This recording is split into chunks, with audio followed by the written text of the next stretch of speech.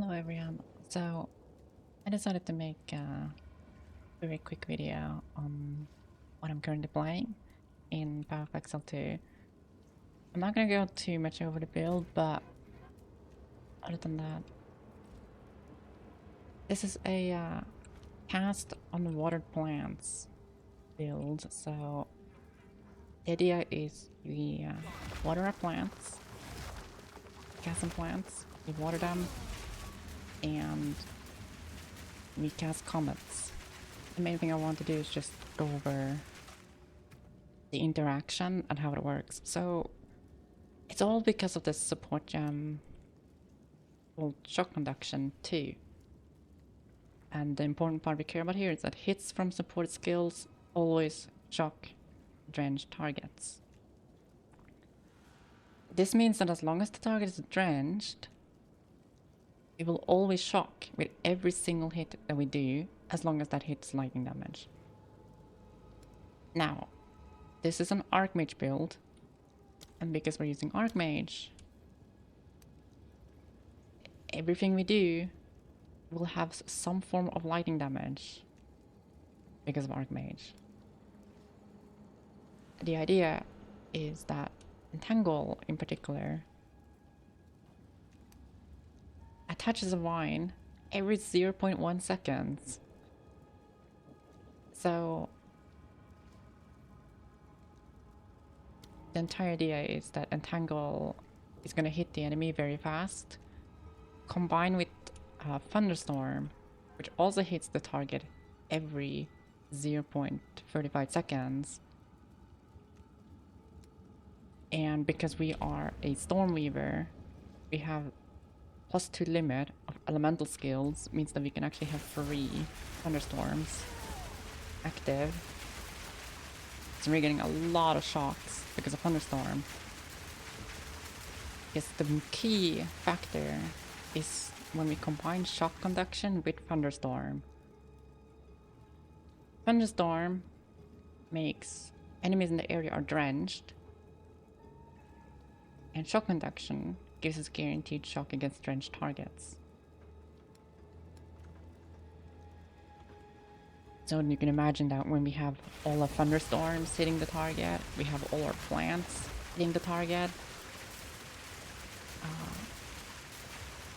And then on top of that, we also have Elemental Storm.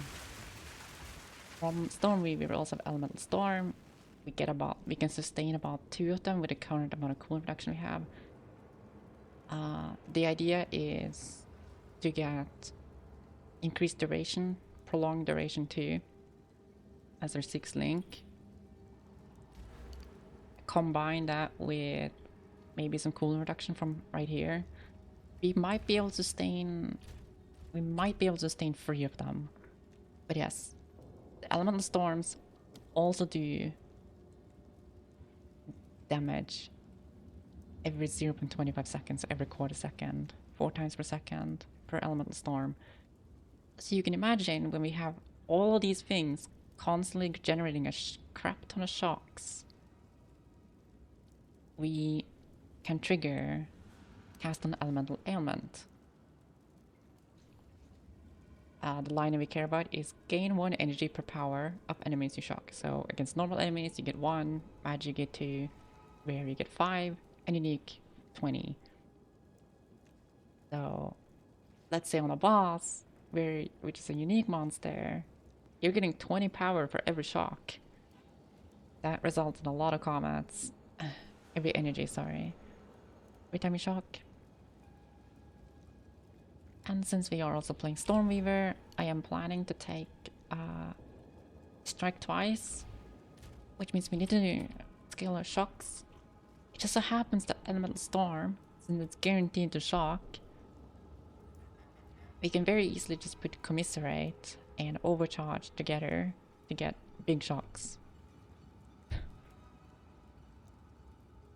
On Thunderstorm, I will also have Coursing Current and Static Shocks, mainly just because we're always shocking enemies, we're always going to trigger Coursing Current, and since the enemies are drenched,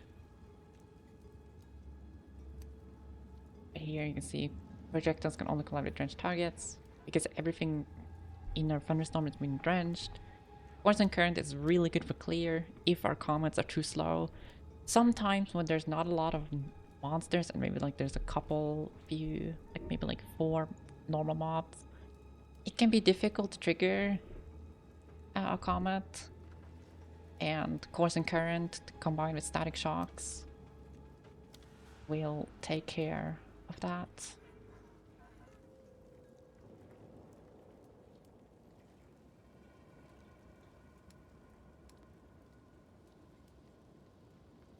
I have the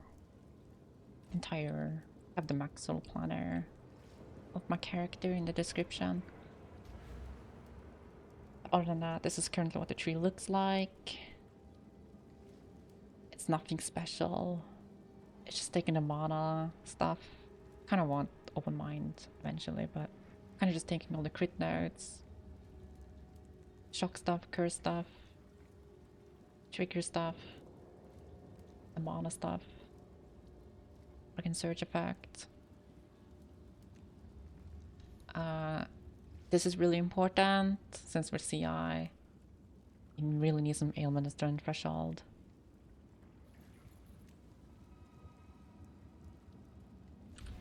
And of course we need Whispers of Doom for double curse.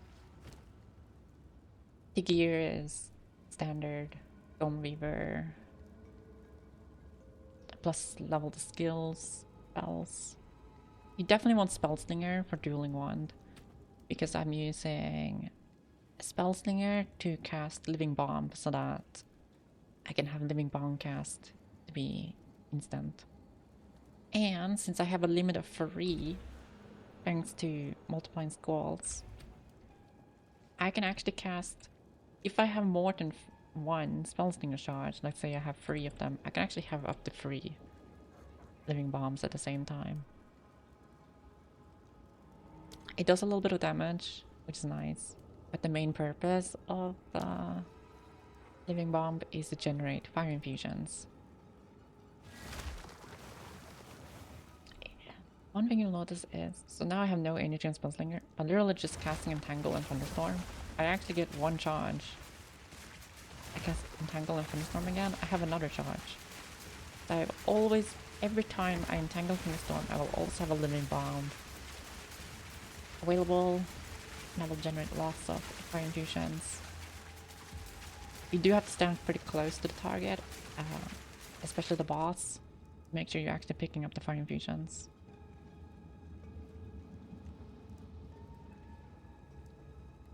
Aside from that, I'm using a Omen Scepter to get Malice, gives critical weakness. And you want as much spirit as possible, because the more spirit you can get, the more you can run. I'm currently running a Clarity 2 in a Malice for mana regen, but I'm also running a Blasphemy with Temp Chains and Heightened Curse. I'm running Archmage and a Clarity 1, and I'm running Cast an Elemental Ailment and Convalescence. So there's a lot of auras, or a lot of spirit reservation, so you need a lot of spirit. The more you have, the better. I would also like to fit in Mysticism, and I would require a lot of 30. It's 30 spirit. And Mysticism too. The rest of the gear is just get as much energy shield and mana as you possibly can. I'm currently using Wave Shaper because if you actually put Iron Runes in these, it actually gives a decent amount of energy shield. But the main part here is increasing reductions to mana regeneration rate, also plus any recharge rate. Because we are scaling such a stupid amount of mana regen, I have like 5,500 recharge per second, which is almost my entire energy shield pool per second of recharge. The only issue is you really need recharge delay, and that's kind of where nodes like this comes into place. Convalescence on the tree. But once I've grabbed that, my options are very limited to get more recharge past the start. So that's the purpose of convalescence.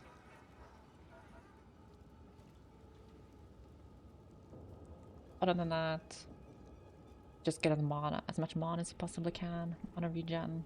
You need an absurd amount of mana regen to sustain Archmage with Comet. Just keep that in mind. I have, with 1763 mana, I currently have 626 mana regen. And it's technically a little higher than that. I think it's like 700 because of alternating current mana regen when you shock enemy recently. And of course I'm still missing Open Mind. Anyway,